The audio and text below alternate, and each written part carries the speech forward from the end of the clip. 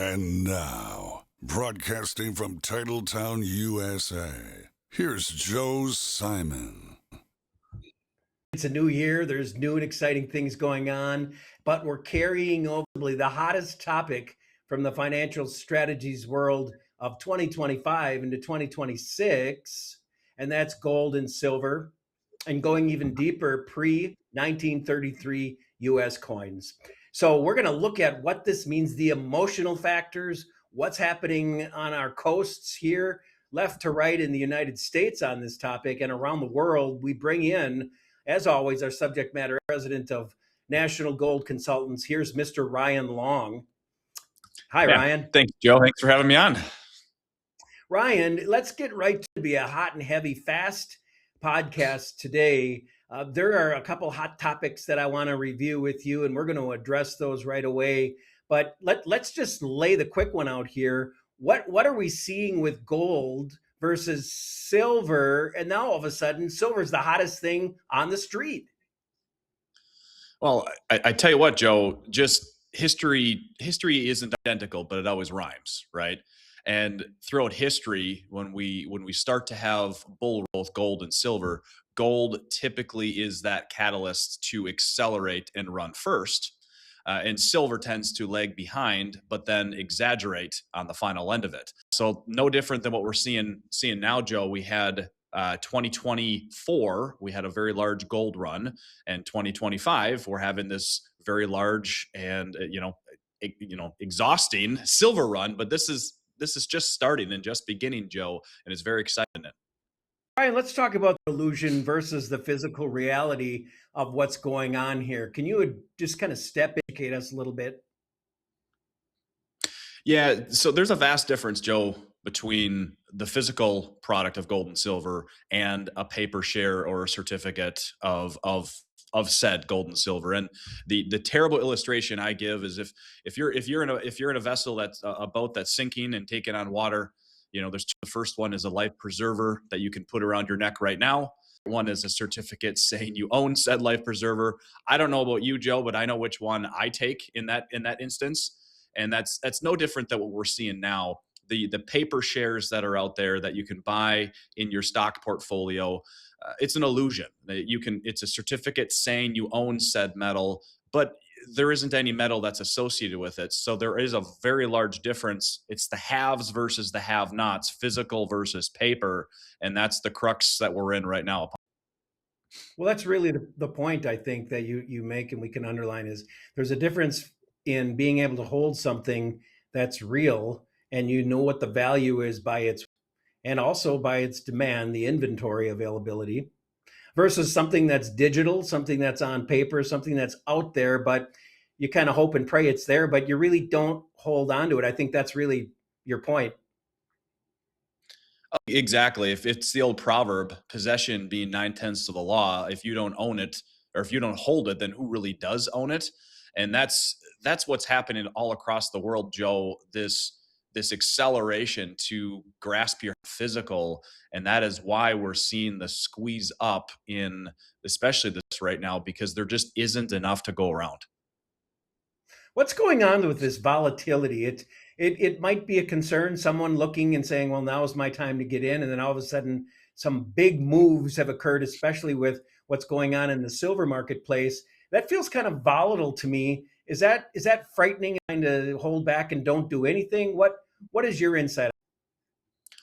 Honestly, Joe, I would say, rightfully so, right? But when we have these types of large swings, which, by the way, is unprecedented in this industry at this point throughout American history, with pricing gold and silver in dollar terms. It's not unprecedented to pricing gold and silver in other currencies.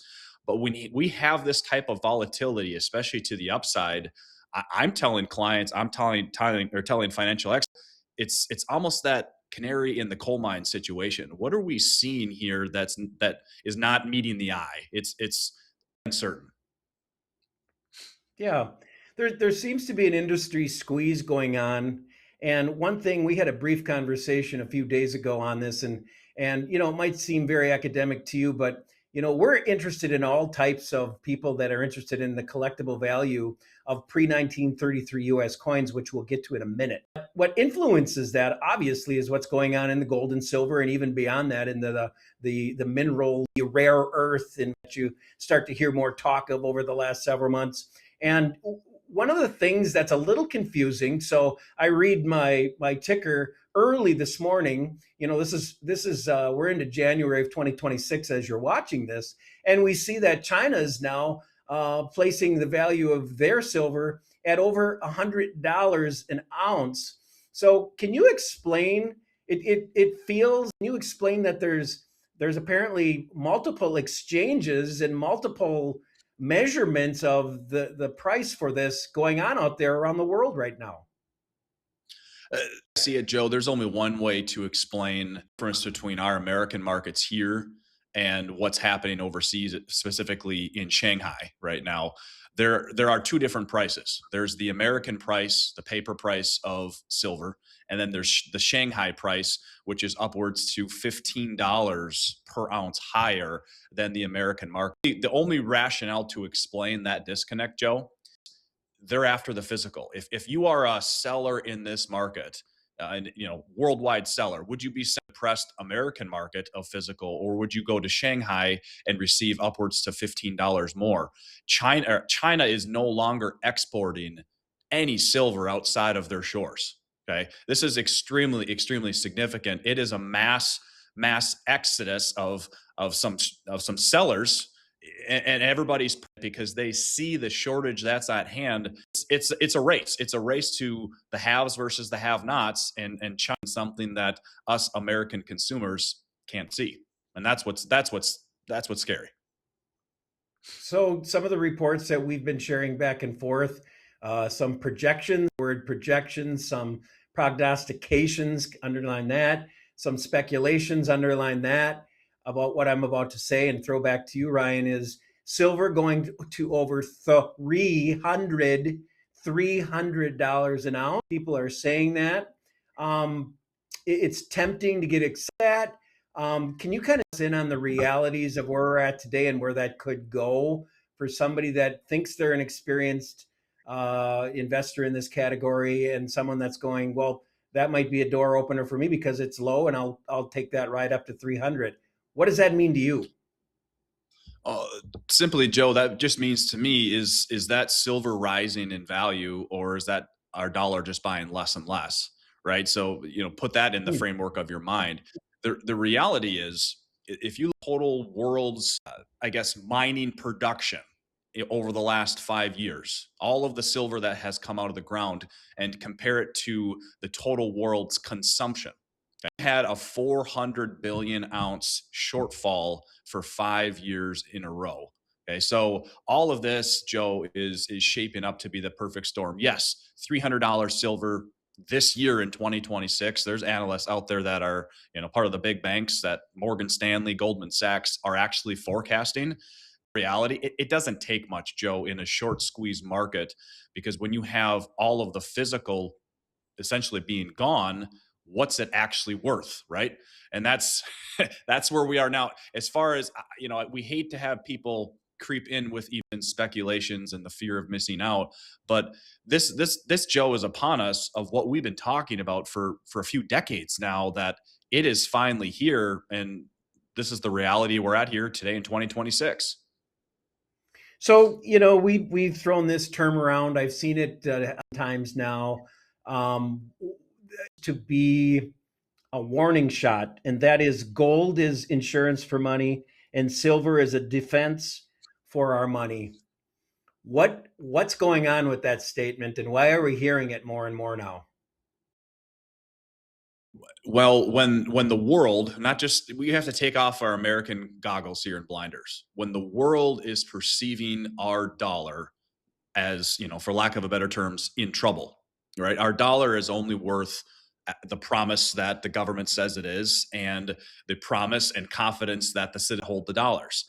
There is a de-dollarization effort that is happening all over the world. all of our government debt is coming due. Those are our treasuries. And the countries, China, Japan, et cetera, they're no longer buying our treasuries. So what that is doing is causing, those countries, those central banks are all buying gold, all buying silver. We've always said gold is, we call wealth insurance, assurance upon, your purchasing power, what buys you today, buy you tomorrow. But quite candidly, Joe, silver is not only that, but it's gold on steroids. It's generational wealth building that we have this right in front of us right now, that either you do it or you don't. That's really what it comes down to. So let's take the last 4 minutes here, Ryan, to really go into what your house is all about. You really specialize in pre-1933 U.S. coins. I think it's the best kept secret on the street. I know you hear that, but as this conversation continues to expand, we do not hear a lot about the beauty behind and the value behind pre-33 U.S. coins. And one of the things that comes up in my conversations as I'm on Main Street USA is a lot of people say, hey, I've got these quarters, I've got these dimes, and they're in the large pickle jars, the gallon size. And I've got 3 of those that I got from my grandparents or from my parents. They're in the back of my closet. Maybe there's 5 jars of these. And let's say they're mostly pre-1964, 65 type coins, not pre-33s. Let's just take 30 seconds to talk about the difference between, besides the obvious, let's talk about the difference between pre-33 versus pre-64 coins for just a second. Yeah, Joe, a lot of it comes down to just the education. The average mainstream broker is not going to talk about, hey, what's better to purchase one or another. They just have a generalization of silver and gold, and that's about it, especially when they're talking the paper market. The pre-33 industry, Joe, it's as simple as this. The government views those products as a currency, right? If you were to go into Wells Fargo, give them a dollar bill and 2 rolls of nickels, it's cash and carry. It's just currency. In this case, the pre-33 coins, when you purchase, when you liquidate, when you hand them to your kids, your beneficiaries, etc., it is 100% private. It's like handing somebody cash. Okay. Now, don't get me wrong, Joe. The pre-64 coins that are 90% silver. A silver dime today is worth roughly $7 now. Do that math of the appreciation of what has done compared to what 10's current done. A way to accumulate silver, the private way, if it was by the grandfathers and whatnot. But if somebody was to go outright and purchase from a bullion dealer, the government does get involved because that's the laws that are required to do so. The pre-33 is private. Everything else is considered a commodity, and government wants their fair share, and rightfully so.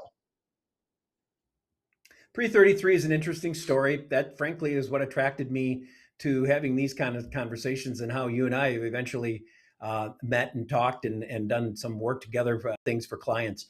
The history goes back to the 1933 FDR years, and there was a bank holiday, and everybody had to turn their gold and silver coins in particular gold to the banking system in the United States. The president does have the right to shut the banking system down and do these type of things. I find it ironic that they call it a bank, because what it really did was it took away value of state citizens. Why would the federal government want our coinage?